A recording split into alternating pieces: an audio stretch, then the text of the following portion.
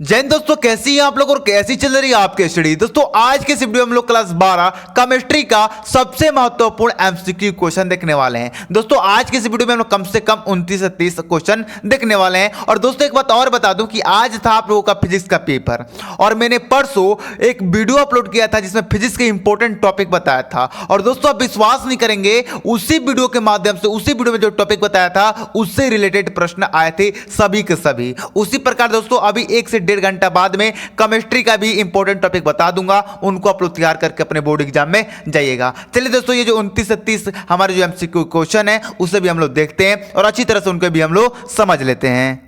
देखिए दोस्तों पहला क्वेश्चन है कि तनुता बढ़ाने पर विशिष्ट चालकता बढ़ती है, स्थिर रहती है या घटती है या इनमें से कोई नहीं। तो देखिए जब आप तनुता बढ़ाने पर विशिष्ट चालकता जो होती है वो क्या होती है, घटती है। इसका आपका सी नंबर ऑप्शन बिल्कुल ही सही हो जाएगा। देखिए दूसरा प्रश्न है कि ग्रेफाइट है, बहुत इंपॉर्टेंट क्वेश्चन है। बताइए ऑप्शन है आयनिक ठोस है, सहसंयोजक ठोस है या धात्विक ठोस है या आणविक ठोस है। तो देखिए इसका राइट ऑप्शन की बात करें तो आप सभी लोगों को मालूम है कि जो ग्रेफाइट है वो सहसंयोजक ठोस है। इसका सी ऑप्शन बिल्कुल ही सही हो जाएगा। चलिए तीसरा प्रश्न देखिए, घानी क्रिस्टल में कोण की लंबाई होती है। देखिए कोई घानी क्रिस्टल आपके पास और इसमें कोई और क्रिस्टल है तो जो इसकी कोर की लंबाई होगी वो समान होगी, यानी कि ए होगा बी के बराबर, बी होगा सी के बराबर। इसका ए नंबर बिल्कुल ही सही हो जाएगा। क्लियर है। चलिए आगे देखिए चौथा प्रश्न है कि कौन सा संबंध विलयन के प्रासरण दाब को दर्शाता है। तो देखिए आपके पास ऑप्शन है 5 बराबर आर टी बटे सी, 5 बराबर सी टी बटे आर और 5 बराबर आर सी बटे टी। और डी नंबर ऑप्शन है 5 बटे सी बराबर आर टी। तो इसका डी नंबर ऑप्शन बिल्कुल ही सही हो जाएगा। क्लियर है। चलिए देखिए सारे क्वेश्चन बहुत इंपॉर्टेंट क्वेश्चन है, इनको आप लोग छोड़ के बिल्कुल भी मत जाइएगा, इनको तैयार कर लीजिएगा। देखिए दोस्तों मैं आपको 2 से 3 वीडियो में आपको और सारे कराऊंगा बहुकल्य प्रश्न, तो आप लोग चैनल से जुड़ जाइए क्योंकि सभी प्रश्न करना अनिवार्य है। देखिए समय नहीं आपके पास, समय को बर्बाद मत कीजिए। और देखिए अगर आपने शुरू से पढ़ रहा है ना, शुरू से अगर आपने तैयारी कर रहे हैं सारे सब्जेक्ट की, तब आपको ज्यादा पढ़ने की जरूरत नहीं है क्योंकि सारे क्वेश्चन आपको याद होंगे। लेकिन जो सोच रहे हैं कि 2 दिन पढ़ के हम 70 में 70 ला दें, उनको तो ज्यादा पढ़ना ही पड़ेगा। और जो छात्र शुरू से तैयारी करते आ रहे हैं उनके लिए सारे क्वेश्चन क्या होंगे, हलवा होंगे। देखिए 5वां प्रश्न है किसी इलेक्ट्रोड का इलेक्ट्रोड विभव निर्भर करता है धातु की प्रकृति पर, मूलता पर, विलयन के ताप पर या इन सभी पर। तो देखिए जो आपका इलेक्ट्रोड का इलेक्ट्रोड विभव निर्भर करता है वो इन सभी पर करता है। क्लियर है। चलिए दोस्तों हम जो हमारा नेक्स्ट क्वेश्चन है उसे भी देखते हैं और अच्छी तरह उनको भी हम लोग समझ लेते हैं। 6वां प्रश्न है कि विशिष्ट चालकता की इकाई है। देखिए इसके पास आपके पास 4 ऑप्शन दिए हैं, इसमें से बताना कि विशिष्ट चालकता की इकाई क्या है। तो देखिए दोस्तों इसका आंसर की बात करें तो आपका बी नंबर ऑप्शन बिल्कुल सही हो जाएगा, प्रति सेमी प्रति ओम। क्लियर है। चलिए 7वां प्रश्न है कि प्रथम कोटि की अभिक्रिया के लिए वेग स्थिरांक का मात्रक होता है। ये वेरी वेरी इंपॉर्टेंट क्वेश्चन है, इसे आपको बिल्कुल भी छोड़ के नहीं जाना है। देखिए अगर इसका राइट ऑप्शन की बात करें तो इसका बी नंबर ऑप्शन बिल्कुल सही हो जाएगा, सेकेंड प्रति। क्लियर है। चलिए आगे देखिए 8 नंबर क्वेश्चन है कि ताप बढ़ने पर वेग स्थिरांक क्या होता है, बढ़ेगा, घटेगा या अपरिवर्तित रहेगा या इनमें से कोई नहीं। तो देखिए ताप बढ़ने पर जो वेग स्थिरांक होता है वो बढ़ता है। क्लियर है। चलिए आगे देखिए 9 नंबर प्रश्न है कि क्वार्क किस प्रकार का कोलाइडी विलयन है। देखिए द्रव में गैस है या गैस में द्रव है या द्रव में द्रव है या गैस में ठोस है। तो देखिए अगर आपने ये पढ़ा है चैप्टर, देखिए जो छात्र एनसीईआरटी बुक भी पढ़े हैं ना उनको ये सारे क्वेश्चन क्लियर होंगे। ठीक है। तो देखिए इसका राइट ऑप्शन की अगर बात करें हम तो इसका राइट ऑप्शन हो जाएगा ए,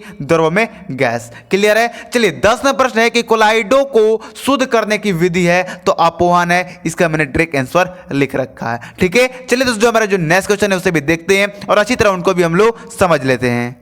देखिए दोस्तों 11वां प्रश्न है कि प्रथम कोटि की अभिक्रिया के लिए वेग स्थिरांक तथा अर्धवायु काल में संबंध है। वेरी वेरी इंपॉर्टेंट क्वेश्चन, इसे भी आपको तैयार करके ही जाना है। देखिए इसका पहला ऑप्शन ही बिल्कुल सही हो जाएगा, टी हाफ इसे बोल सकते हैं। यहां पर क्या है, टी और नीचे 1 2 है तो इसे आप टी हाफ बोल सकते हैं। टी हाफ बराबर हो जाएगा 0.693 बटे के।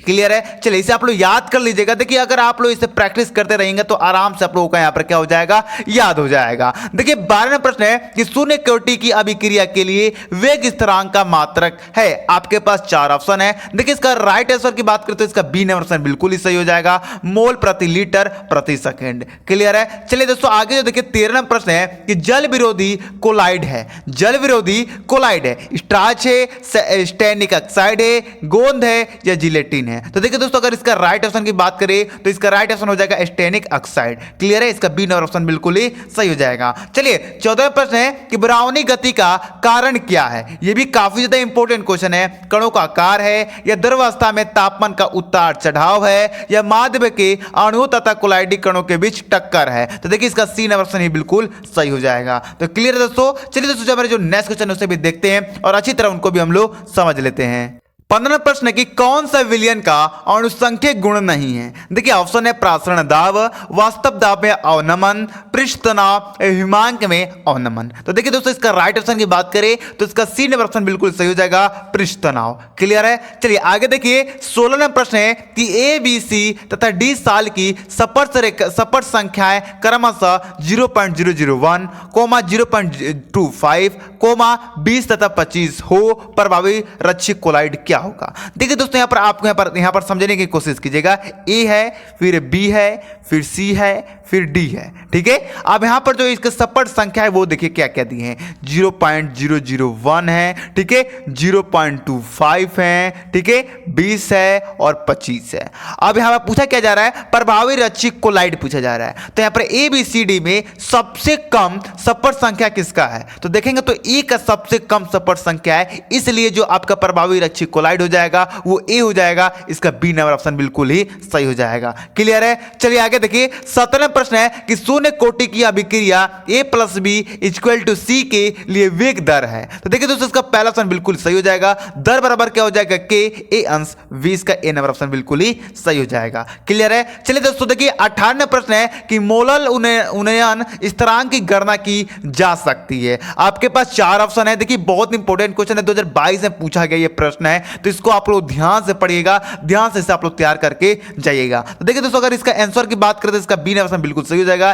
के बी बराबर डेल्टा टी बी गुणे एम गुणे डब्ल्यू बटे 1000 गुणे डब्ल्यू। ठीक है, इसका बी नंबर स्कूल बिल्कुल ही सही हो जाएगा। तो चलिए दोस्तों, हमारे जो नेक्स्ट क्वेश्चन है उसे भी देखते हैं और अच्छी तरह उनको समझ लेते हैं। यदि अभी तक आपने वीडियो को एक लाइक नहीं दिया है और चैनल को यदि अभी तक आपने सब्सक्राइब नहीं किया है तो कर लीजिए, क्योंकि चैनल पर सभी विषय का तैयारी कराया जाता है। तो चलिए दोस्तों उसे देखते हैं और अच्छी तरह से हम लोग समझ लेते हैं। देखिए दोस्तों 19वां प्रश्न है कि सबसे मीठी शर्करा है। आपके पास ऑप्शन है ग्लूकोज, माल्टोज, फ्रक्टोज या सुक्रोज। तो देखिए उसका राइट ऑप्शन बी हो जाएगा, फ्रक्टोज। क्लियर है। आगे बढ़े हम 20वां प्रश्न कि हमारे शरीर में रिजर्व ग्लूकोज का काम करता है, सुक्रोज या ग्लाइकोजोनन या स्टार्च या फ्रक्टोज। तो इसका बिल्कुल सी नंबर ऑप्शन आपका सही हो जाएगा। देखिए दोस्तों, आपको मैं बहुत कम क्वेश्चन बताता हूं, इन सबको कंप्लीट करते चलना है। और दोस्तों यदि आपने केमिस्ट्री के शुरू से अगर तैयारी की है ना, ये सारे प्रश्न आपको सॉल्व करने आ रहे होंगे। और दोस्तों मैं आपको बता दूं कि मैंने केमिस्ट्री के पहले बहुत सारे वीडियो अपलोड कर चुका हूं। यदि आपने उन वीडियो को नहीं देखा है तो उन वीडियो का मैंने प्लेलिस्ट का लिंक आपको डिस्क्रिप्शन में या कमेंट बॉक्स में दे दूंगा, उससे आप लोग जरूर देख लीजिएगा। देखिए दोस्तों 2 दिन का समय बचा है और 2 दिन में फुल केमिस्ट्री की तैयारी नहीं हो सकती है। 2 दिन के अंदर मैं कितना भी वीडियो अपलोड कर दूं लेकिन आपका सब कुछ क्लियर नहीं हो सकता है। तो इसलिए आपको वो पुराने वाले वीडियो देखने पड़ेंगे जिसमें मैंने आप लोगों को शुरू से तैयारी करा है, उनको आपको जरूर देख के जाना है अपने बोर्ड एग्जाम में। और उनका लिंक मैं कहां दे दूंगा? डिस्क्रिप्शन में दे दूंगा या कमेंट में दे दूंगा। यदि आपको कहीं नहीं मिल रहा है तो आप लोग कमेंट जरूर कीजिएगा, आपको मैं कमेंट में उसका लिंक दे दूंगा। ठीक है। चलिए देखिए 21वां प्रश्न है कि एंजाइम होते हैं, ये देखिए बहुत इजी क्वेश्चन है, कार्बोहाइड्रेट, प्रोटीन, वसा, लवण। चलिए आप लोग कमेंट करके बताइए कि एंजाइम क्या होते हैं। तो देखिए इसका राइट ऑप्शन की हम बात करें तो एंजाइम प्रोटीन होते हैं। क्लियर है। चलिए दोस्तों आगे देखिए 22वां प्रश्न है कि विटामिन ए की कमी से होने वाला रोग है। देखिए ऑप्शन है सकर्पी, एनीमियम, वेरी या रतौंधी। तो इसका डी आंसर बिल्कुल सही हो जाएगा। क्लियर है। जो क्वेश्चन का आंसर आपको नहीं मालूम है क्या करेंगे, उसको याद कर लेंगे। देखिए आपको लिखने की इसका जरूरत नहीं है, बहुत एमसीक्यू के ना याद करने की कोई जरूरत होती ही नहीं है। एमसीक्यू याद करने की जरूरत होती नहीं है, बस देखते जाओ याद होते जाएगा। क्लियर है। चलिए 23वां प्रश्न है कि हास्य गैस है, हास्य गैस है क्या बच्चों? तो N2O है। क्लियर है। चलिए आगे देखिए सबसे दुर्बल हाइड्रोक्लोरिक अम्ल है, कौन है? HIA, HBr, HCl या HF है। तो इसका बी नंबर ऑप्शन बिल्कुल ही सही हो जाएगा। चलिए दोस्तों हमारे जो नेक्स्ट क्वेश्चन उसे भी देखते हैं और अच्छी तरह उसको भी हम लोग समझ लेते हैं। 25वां प्रश्न है लेथेनाइड श्रेणी में सामान्य ऑक्सीकरण अवस्था है, +1 है, +2 है, +4 है या +3 है? तो देखिए दोस्तों इसका आंसर की बात करें तो इसका चौथा ऑप्शन बिल्कुल सही हो जाएगा, +3। ठीक है, चलिए आगे देखिए 26वां प्रश्न है कि फलक केंद्रित घनीय जालक में एक कोष्ठिका में परमाणुओं की संख्या होगी। ऑप्शन है 2, 4, 3, 5। तो आप शुरू से पढ़ते आ रहे हो यार कि 4 होती है, इसका बी नंबर ऑप्शन बिल्कुल ही सही हो जाएगा। चलिए 27वां प्रश्न है कि Fe3O4 की क्रिस्टल है। तो देखिए ये ना ही प्रति चुंबकीय है, ना ही लौह चुंबकीय है और ना ही ये अनुचुंबकीय है। इसका राइट ऑप्शन हो जाएगा इनमें से कोई नहीं। अब आप कहोगे सर Fe3O4 ये ना ही प्रति चुंबकीय है, ना ही अनुचुंबकीय है और ना ही लौह चुंबकीय है, तो ये है क्या? तो देखिए ये फेरी चुंबकीय है। क्या है? फेरी चुंबकीय है। याद कर लीजिएगा, पूछ देगा कि Fe3O4 का क्रिस्टल है और ऑप्शन में दे देगा फेरी चुंबकीय, तो आप लोग फेरी चुंबकीय को सिलेक्ट कीजिएगा। ठीक है, चलिए आगे देखिए 28वां प्रश्न है कि फ्रेंकल तथा साटिकी दोष ही दोनों ही दोष प्रदर्शित करने वाला यौगिक है। ये आपको ये सारे क्वेश्चन बैंक में देखने के लिए मिल जाएंगे और सबसे इंपॉर्टेंट श्रृंखला में ये क्वेश्चन आता है और सबसे ज्यादा इजी है। तो देखिए NaCl ना ही वो फ्रेंकल दोष और ना ही साटिकी दोष को प्रदर्शित करता है, KCl भी दोनों को नहीं करता है और CaCl भी नहीं करता है। इसका राइट आंसर हो जाएगा AgBr, यानी कि जो AgBr है ये फ्रेंकल दोष भी आपको प्रदर्शित करता है और साटिकी भी दोष भी प्रदर्शित करता है। क्लियर है? चलिए देखिए लास्ट प्रश्न देख लीजिए आज की वीडियो का। एक क्रिस्टल ठोस में होती है, एक क्रिस्टल ठोस में होती है दीर्घ पारस होती है, अनिश्चित व्यवस्था होती है, लघु पारस होती है या इनमें से कोई नहीं? देखिए दोस्तों आप हमेशा पढ़ते आ रहे हो, पहले चैप्टर में ही पढ़े हो, ये जो क्रिस्टलीय ठोस होते हैं